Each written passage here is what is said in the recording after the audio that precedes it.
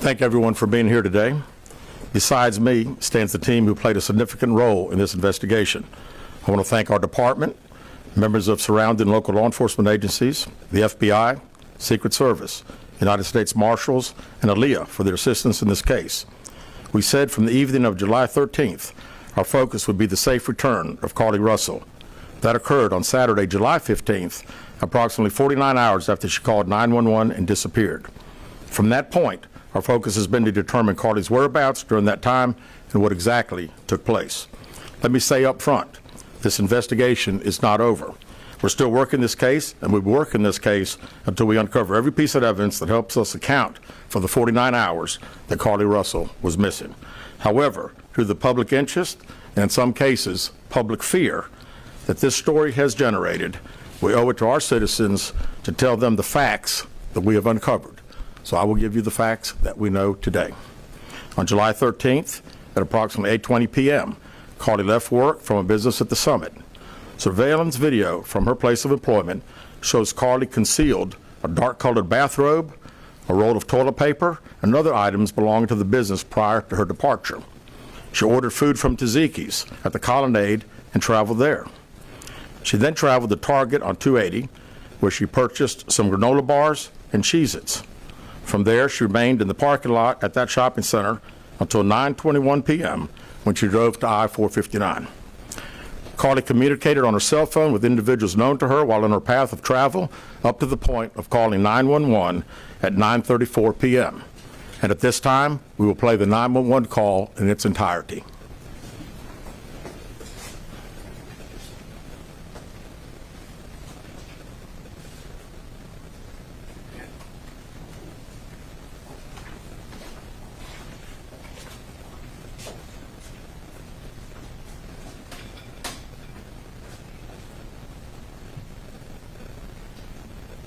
Hi, I am on Interstate 459, and there is a kid just walking by themselves. Oh, hold on. Where on 459 are you?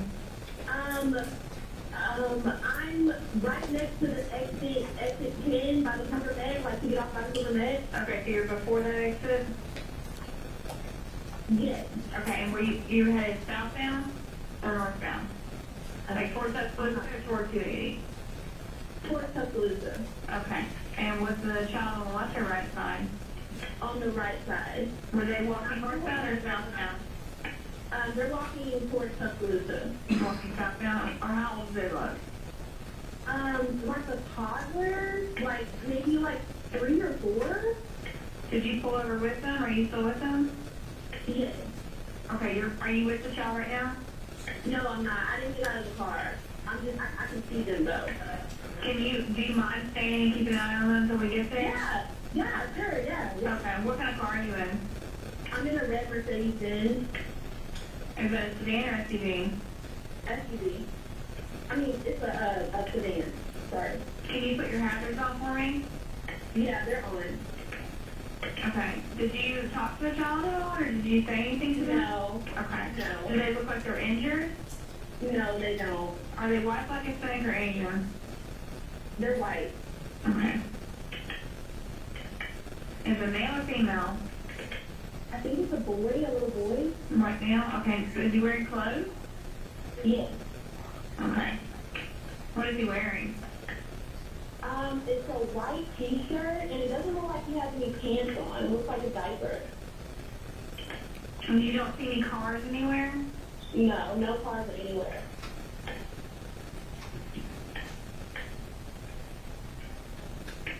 Okay. All right. What's your name? My name is Carlee Russell. And you don't see any injuries on the child from where you're at, correct? No, but I can't really see them that good. Okay, try to keep an eye on them for the best that you can, because I don't want you to lose track of them. Okay. All right, and do they have shoes on? No. No shoes? Not that I can see. I can't really see that look. Okay. All right, I've got them on the way, okay? Just try to keep an eye on them, but the officers are on the way, okay? Okay, thanks. Thank you. Okay, bye. Carlee called a relative after speaking with the 911 operator. She went missing during that conversation sometime after 9:36 p.m. Traffic camera footage was obtained which depicted this portion of the incident, and that footage was analyzed as part of the investigation in conjunction with the 911 call and cell phone data to accurately determine the time frame. Carlee's 911 call remains the only report of a child on the interstate, despite numerous vehicles passing through the area at that time. No one has called to report that a child is missing, and the Hoover Police Department did not locate any evidence of a small child walking down the interstate. Data from Carlee's phone, including her Life 360 app, shows that she traveled approximately 600 yards in her vehicle while she was on the phone with 911, stating that she was following a child. 600 yards. That is 6 football fields straight. 600 yards. The Hoover 911 Center received a second call from Carlee's mother stating that a relative was on the phone with her when they heard Carlee scream, and then they had an open phone line. Hoover police officers arrived on the scene within 5 minutes of being dispatched, and several other officers arrived shortly. They located Carlee's wig and cell phone in the grass near the vehicle. Her purse was located in the front seat of her vehicle with her Apple Watch in the purse. The food she ordered for tzatziki's was also in the car. The items she purchased from Target, as well as the items taken from her place of employment, were not in the vehicle, nor were they located anywhere around the scene.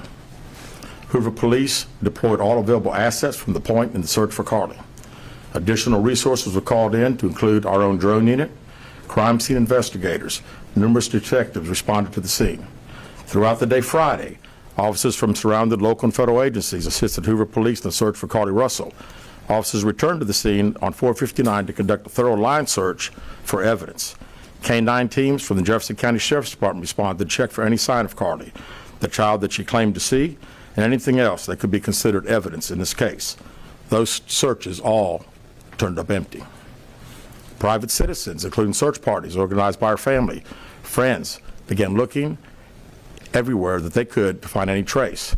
These searches took place throughout the day Friday and again on Saturday, yielding nothing. At 10:44 p.m. on July 15th, the Hoover 911 Center receives a call from Carlee's residence stating that she returned home on foot. In subsequent investigations, detectives obtained surveillance footage of Carlee walking down the sidewalk alone prior to arrival at her residence. She was conscious and speaking with paramedics when she was transported to UAB. Detectives were able to obtain a brief statement from her prior to being treated and released. During the statement, she told detectives that while traveling down the interstate, she saw a baby walking down the side of the road and called 911. She stated when she got out of her vehicle to check on the child, a man came out of the trees and mumbled that he was checking on the baby. She claimed that the man then picked her up and she screamed. She stated he then made her go over a fence. She claims he then forced her into a car, and the next thing she remembers is being in the trailer of an 18-wheeler. She stated that the male was with a female. However, she never saw the female, only hearing her voice. She also told detectives she could hear a baby crying. Detectives, the male had orange hair with a big bald spot on the back. She said she was able to escape the 18-wheeler and fled on foot, only to be captured again and was put in a car. She claimed she was then blindfolded but was not tied up because the captor said they did not want to leave impressions on her wrists. She said that they took her into a house and made her get undressed. She believes they took pictures of her, but she does not remember them having any physical or sexual contact. She stated the next day she woke up and was fed cheese crackers by the female. She said the woman also played with her hair, but could not remember anything else. At some point, she was put back in a vehicle she claims was able to escape while it was in the West Hoover area. She told detectives she ran through lots of woods until she came out near her residence. During this interview, detectives noted that Carlee had a small injury to her lip, and she claimed that her head was hurting. She also had a tear in her shirt. Detectives also noted that she had $107 cash in her right sock.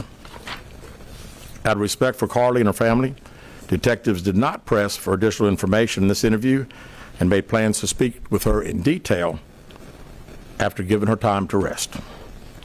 Detectives continue analyzing data from Carlee's cell phone that was left behind at the scene. We enlisted the help of the United States Secret Service in conducting this analysis. Part of what data included several internet searches in the days leading up to their disappearance that I think are very relevant to this case. On July 11th at 7:30 a.m., the term, "Do you have to pay for an Amber Alert?" was searched. On July 13th at 1:03 a.m., the day of her disappearance, the term, "How to take money from a register without being caught," was searched. On July 13th at 2:13 a.m., the day of her disappearance, the term Birmingham bus station was searched. On July 13th, 2:35 a.m., a search for a one-way bus ticket from Birmingham to Nashville was conducted with a departure date of July 13th.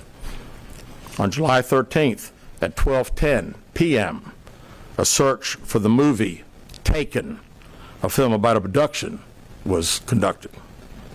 There were 2 searches related to Amber Alerts on a computer at Carlee's place of employment, including one regarding the maximum age of an Amber Alert. There were other searches on Carlee's phone that appeared to shed some light on her mindset, but out of respect for her privacy, we will not be releasing the content of those searches at this time. We've asked to interview Carlee a second time, but have not been granted that request.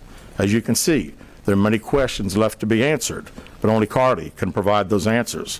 What we can say is that we've been unable to verify most of Carlee's initial statement made to investigators, and we have no reason to believe that there is a threat to the public safety related to this particular case. Thank you very much.